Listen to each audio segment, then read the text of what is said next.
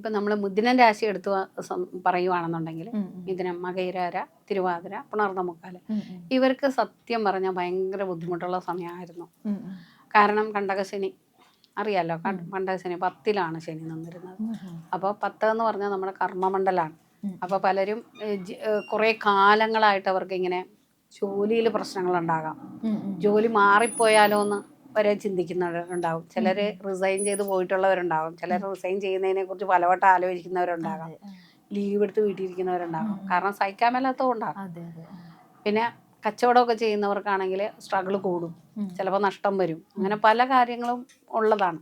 അപ്പം അങ്ങനെ നിൽക്കുക. അതിനോടനുബന്ധമായിട്ട് അവർക്ക് ജന്മവ്യാഴവും കൂടിയായിരുന്നു. അപ്പം ജന്മവ്യാഴം അത്ര നല്ലതല്ല.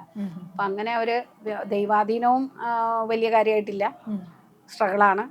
ഇപ്പം നമ്മളൊരു പോയിന്റിൽ നിൽക്കുകയാണെന്നുണ്ടെങ്കിൽ നമുക്ക് മൂവ് ചെയ്ത് മുന്നോട്ട് പോയി. ഇപ്പോൾ വിദ്യാർത്ഥികളാണെങ്കിൽ പുറത്തേക്ക് പോകാൻ ആഗ്രഹിക്കുന്ന ആൾക്കാരാണെങ്കിൽ അവർ കെട്ടി കിടക്കും, മൂവ്മെന്റ് ഇല്ല, പഠിച്ചിട്ട് തടസ്സങ്ങൾ. അതായത് മുന്നോട്ട് പോകണം എന്ന് നമ്മൾ ആഗ്രഹിച്ച് പല പ്രോജക്റ്റുകളും നമ്മളെ മനസ്സിലേക്ക് കൊണ്ടുവരും. പക്ഷേ അതൊക്കെ ഒന്നും ഭാവനയിൽ മാത്രമേ വരുള്ളൂ. കാര്യത്തിലേക്ക് കിടക്കുമ്പോൾ എല്ലാത്തിനും ബ്ലോക്ക് വരും. അല്ലെങ്കിൽ ആരെങ്കിലും നമ്മളോട് പറയുന്ന ജോലി മാറ്റം, നമ്മൾ പല ഇൻ്റർവ്യൂസ് അറ്റൻഡ് ചെയ്തിട്ടുണ്ടാകും, വളരെ സ്ട്രഗിൾ ചെയ്ത് വളരെ ഹാർഡ് വർക്ക് ചെയ്തിട്ടായിരിക്കും പോകുന്നത്.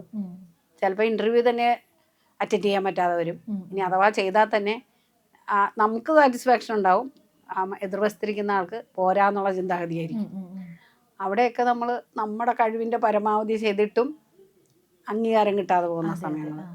ചില ഇപ്പോൾ കലാസൃഷ്ടിപരമായിട്ടുള്ള കാര്യങ്ങളൊക്കെ ചെയ്യുന്നവരാണെങ്കിൽ അവർ പൂർണ്ണതയിലെത്താൻ പറ്റാതെ വരിക, അവർക്ക് തന്നെ സ്വന്തമായിട്ടൊരു സൃഷ്ടിയിൽ താല്പര്യം ഇത് കിട്ടാതെ വരിക, സാറ്റിസ്ഫാക്ഷൻ കിട്ടാൻ അതില്ലാതെ വരിക, വീണ്ടും മാറ്റി കൊണ്ടുപോവുക. പക്ഷെ അതിലൊന്നും നമുക്കൊരു വിജയത്തിലെത്താൻ പറ്റാതെ വരിക. അങ്ങനെയൊക്കെ ഒരുപാട് തടസ്സങ്ങളും സ്ട്രഗിളും ഒക്കെ അനുഭവപ്പെട്ടു വരുന്ന ഒരു കാലഘട്ടമാണ്.